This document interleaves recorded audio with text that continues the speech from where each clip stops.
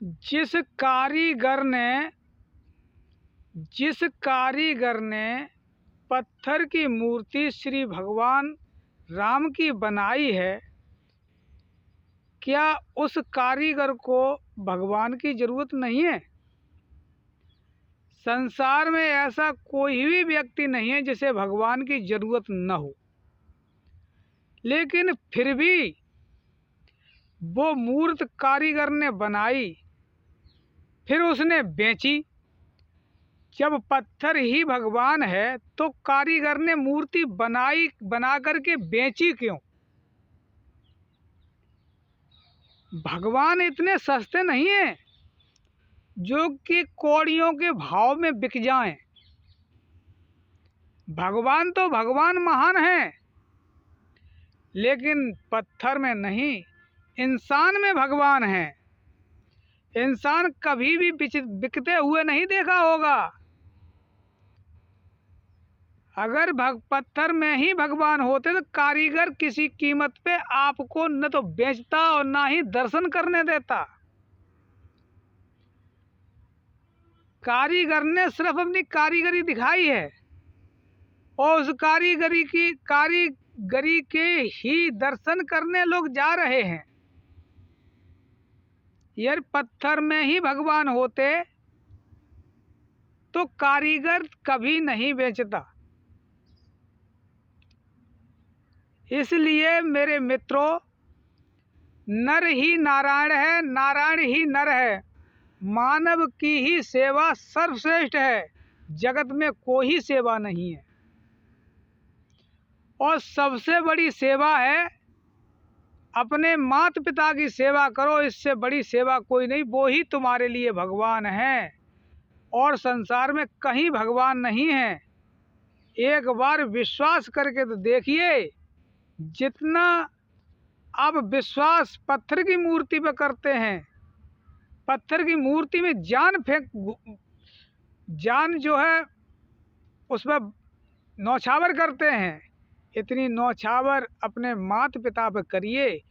फिर आप देखिए कि आपको कितना अच्छा लगता है, कितना लाभ होता है, क्या होता है क्या नहीं होता है। पत्थर की मूर्ति में भगवान नहीं है। अगर पत्थर की मूर्ति में भगवान होते तो कारीगर आपको कभी जीवन में बेचता नहीं। वो अपने घर को ही मंदिर बना देता, जो दुनिया उसके घर पे देखने जाती। अगर पत्थर की मूर्ति है तो आपको कभी भी उसने ये नहीं सोचा है कि हमारे पास से धरती के छोर से मेरे दर्शन करने के लिए आ रहा है कोई भी व्यक्ति, लाओ 2 कदम बढ़ के हम भी तो उसे देखने चलेंगे, हमें कौन देखने आया है। ये इतना काम तो सिर्फ मानव ही कर सकता है, जो कि 2 कदम चल करके देखेगा कि हमसे कौन मिलने आया है। वही तो भगवान है, वही ईश्वर है। आप व्यर्थ में अपना समय क्यों बर्बाद कर रहे हैं? आप अपने माता पिता की सेवा करके देखिए। भाई भाई ईश्वर है, दोनों का एक ही सुर है, तब वो जाकर के ईश्वर है। भाई, इससे बड़ा संसार में कोई भगवान नहीं। पत्थर तो कभी जीवन में भगवान हो ही नहीं सकता है। वही पत्थर की एक मूर्ति बना करके इंसान मत्था टेकता है। वही पत्थर आपके घर में लगा हुआ है, उसके कभी भी आपने मत्था नहीं टेके, क्योंकि उसकी कला को आप जो है, कारीगर की कला को जाकर के नमस्ते करते हैं और पैर छूते हैं और अपनी जेब से 1000, 2000, 10,000, 20,000 जो बनते वो पैसे भी दे के आते हैं। भला उससे आपका भला नहीं होगा?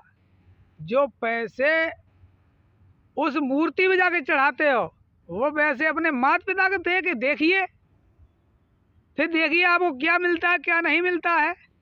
माता पिता के चरणों में ही स्वर्ग है। माता पिता ही भगवान हैं, जिन्होंने हमें ये इतना बड़ा शरीर दिया है संसार देखने के लिए, इंसान देखने के लिए, अच्छा बुरा सोचने समझने के लिए इतना बड़ा हमें शरीर दिया है। इस शरीर में स्वयं प्रवेश नारायण है। भैया, सोचिए और समझिए। आप पत्थर की तरफ न भागिए। पत्थर कभी न था भगवान और न कभी जीवन में होगा भगवान। भगवान तो सिर्फ हमें जन्म देने वाला ही भगवान है, वो भी हमारे माता पिता। उन्होंने न मालूम कितने कष्ट सहे होंगे और क्या अपने जीवन में किया होगा, तब जाकर के मुझे ये मानव शरीर मेरे माता पिता ने मुझे दिया है। उससे बड़ा भगवान संसार में कोई नहीं हो सकता है। भैया मेरी बात अच्छी लगे तो आगे भी बढ़ाना और इसे लाइक ज़रूर करना, इतना ध्यान रखना। जय जय श्री राम की। हृदय बसे रघुराई, हृदय बसे रघुराई, मन मंदिर सुखधाम। यही तो श्री राम है, यही भगवान है, ईश्वर है। मन मंदिर सुखधाम, अपना मन का मंदिर साफ कर लीजिए, तुम्हें सुबह से लेकर शाम तक नारायण के दर्शन होंगे। इससे बढ़िया आपको कोई न बताने वाला संसार में मिला होगा और ना ही जीवन में मिलेगा।